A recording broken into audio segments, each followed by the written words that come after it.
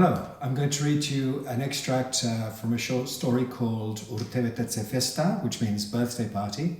It's written by Eider Rodriguez, who's possibly the most highly thought of contemporary Basque writer, at least by her fellow writers and by those passionate about literature written in Basque particularly. And this story, along with two others by Eider Rodriguez, is available at booktegi.eus, which is a Basque literature website. Now, we translators very much enjoy writing footnotes saying in English in the original. In this case, as you'll be listening to this extract, I think you'll all be able to guess which parts of this text were in English in the original text. So here we go, an extract from Birthday Party by Eider Rodriguez. Clemente whistled as soon as he opened the door, and the look on Nieve's face changed. It was subtle, but I noticed it. It was just a tiny smile. She looked more relaxed. I thought perhaps she hadn't been at ease with me until then, and all of a sudden I felt I was in the way. He was loaded with bags. His entire face had been burned, which affected me less than seeing just a part of it like that. It looked as though the sides of his eyes were melting, and the burnt part was uniform elsewhere, with just slight variations in texture and colour. He shook my hand. His hand was also burnt. He gave Nieves a long kiss and smoothed her hair. "And guests too, this is great," he said when he let go of her. "Where's our little angel?" "Upstairs with our new canoeing friend," Nieves answered. Her husband was balder than in the photo, his grey hair in a ponytail. He took his jacket off without saying a word and put it on a coat hanger and sat down at the piano.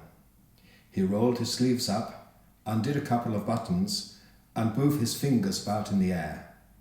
I saw that the scorpion had survived the fire.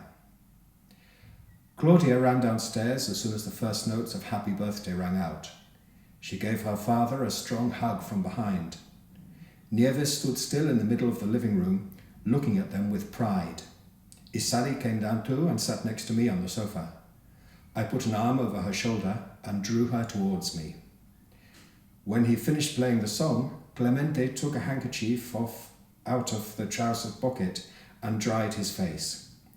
Nieves put a cool beer on the keyboard without asking him, and, after taking a long sip, he sat in front of it again. "Is this the real life? Is this just fantasy? Caught in a landslide, no escape from reality," he sang a cappella.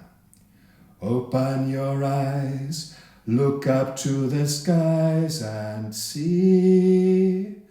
I'm just a poor boy, I need no sympathy, 'cause I'm easy come, easy go." Nieves and Claudia looked at each other. Perhaps they were following some family code. Isali and I went up to them. Clemente played the first chords of Bohemian Rhapsody, moving his head from one side to another. "Mama just killed a man, put a gun against his head, pulled my trigger, now he's dead." Against all expectations, he had a wonderful voice. "Mama, life had just begun, but now I've gone and thrown it all away." He turned towards us after the first stanza with a tired-looking smile on his face. By then we were all standing around them, sheltered by the sofa, each mother doing a little dance with her daughter in silence during that fragile, beautiful moment.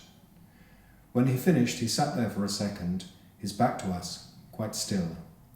We stayed still too, unable to move. He looked younger when he turned around. We were all younger and lighter. He finished his beer. Nieves went out to the terrace to smoke a cigarette.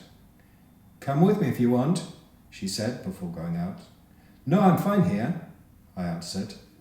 Then I turned towards Clemente. "Don't you smoke?" "No way," he said, as he slipped his shoes off and put on some flip-flops. "As much beer as I want, a whiskey from time to time, but no smoking. If you go to European cities, real European cities, like Paris, Brussels or Barcelona, Just look at how many smokers you see there. In underdeveloped countries, on the other hand, there are loads of them. I got the impression he'd given that speech many times before. He seemed bored himself with what he was saying. "My belly's rumbling," he said in a different tone and rubbing his stomach. "What about you, girls?" And then he tickled Isadi on her waist. "This girl's got less meat on her than a bicycle. Don't you feed her?" Isadi broke away from him, but politely, and went upstairs after Claudia. "You've got a beautiful voice," I said to Clemente. "I'm astonished, to tell the truth." "You didn't expect that, eh?" he said happily, and he looked straight at me for longer than I would have liked. "Beautiful and special." He laughed out loud and repeated, "Beautiful and special." I kept looking straight at him, serious, letting him know I really meant it. That was important to me. "It's a pity you're married, otherwise I'd sing at your wedding." "I'm not married." "Don't be annoyed," he said. He held his hand out. "No need to get angry. I don't take myself seriously. It's better for me that way."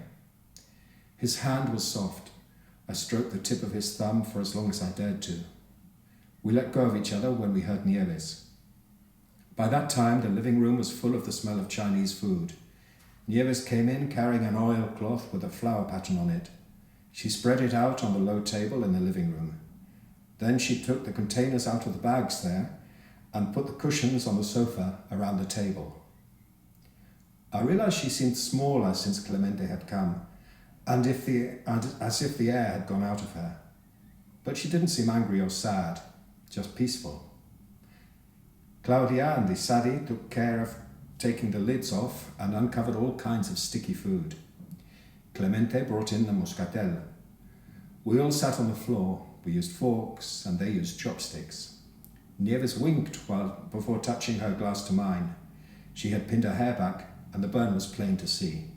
She seemed to have woken up again. "Many happy returns, you lovely thing," Clemente said to Claudia.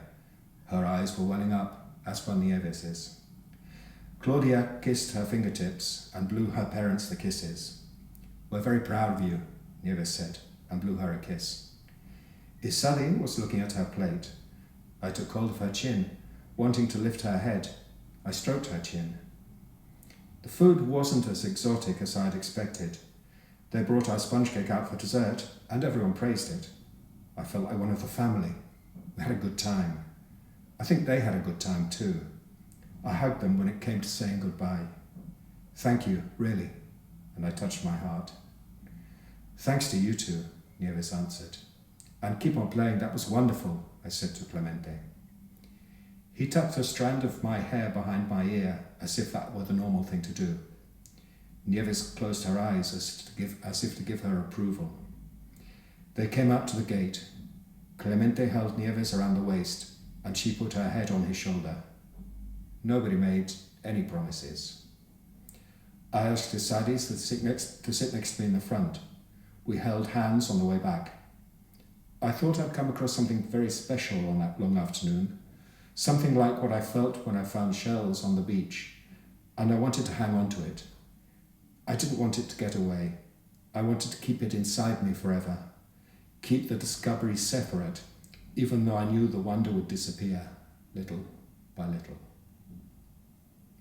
That is from A Birthday Party by Eider Rodriguez, which is available on booktegi.eus.